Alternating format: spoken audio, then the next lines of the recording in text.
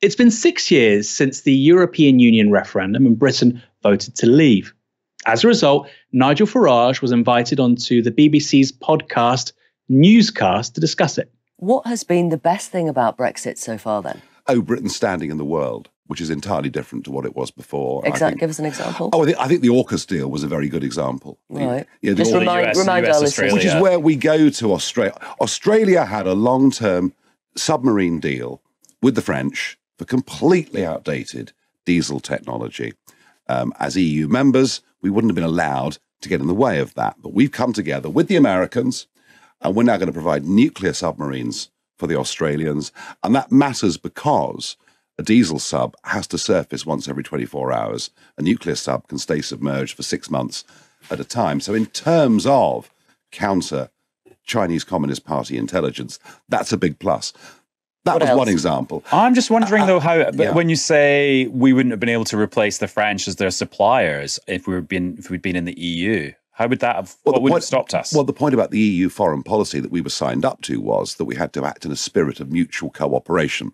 So cutting out the French would absolutely not... Well, no, but it was the Australians deciding to have a different contractual relationship. So then Australia's not in the EU, so they could do whatever they wanted. Australia could do what they wanted. Well, and maybe America could have done that deal. We couldn't have done that deal without being in direct breach of our promises. This is incredible for me, Ash. 6 years after the Brexit referendum, the number one benefit of Brexit so far, from Nigel Farage no less, this is not some, Remainer or Gary Lineker, it's from Nigel Farage saying the number one benefit is the fact that Australia is going to get nuclear submarines, not diesel ones, and that means they can pin back the Chinese Communist Party. I don't remember seeing that on the side of a bus. Well, that's because the NHS isn't getting a £350 million increase in funding. I mean, to quote the great Jessica Lange, it's not going to be a £350 million NHS funding, you stupid slut.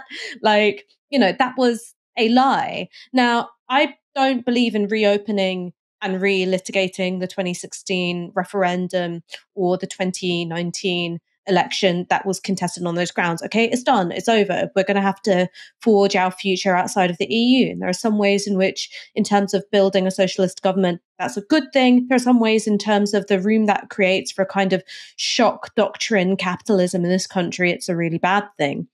But what I think is pretty revealing is that when you talk to some of the most vociferous and ardent voices on the right who had backed Brexit from the very start, like Nigel Farage or indeed Jacob Rees-Mogg, and they're being called upon to discuss the tangible benefits to everyday, ordinary people, the best they can come up with is that Australia's got some new submarines. And in Jacob Rees-Mogg's case today, banging on and on about weird little numbers in a tunnel somewhere. So it doesn't, it's not based on things like, okay, well, actually everybody's wages went up because while in some sectors, yes, wages went up a bit in order to try and attract labour because migrant labour fell in those areas, that then gets wiped out by the cost of living crisis, the fact that everything costs more. When it comes to being able to do things like, spend more to stimulate the economy, well, that's not happening. And you look at other European countries, particularly when it comes to control of their energy sector, we're way behind in all of those regards.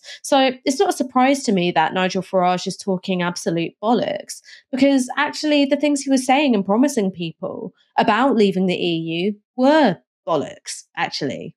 Yeah, I think that the funny one for me is when people say, well, look, we can't be in the single market. People like Nigel Farage and Jacob Rees-Mogg and people like Dan Hannan, when they were asked, well, who would you like to be? They say, well, Norway. Norway, very affluent country, prosperous country, very successful, very open, economically dynamic, very democratic country. They're not in the European Union.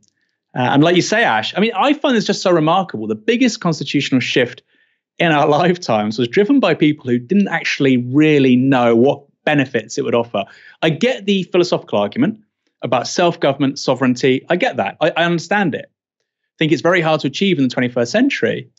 But the actual policy arguments they were making were incredibly hollow.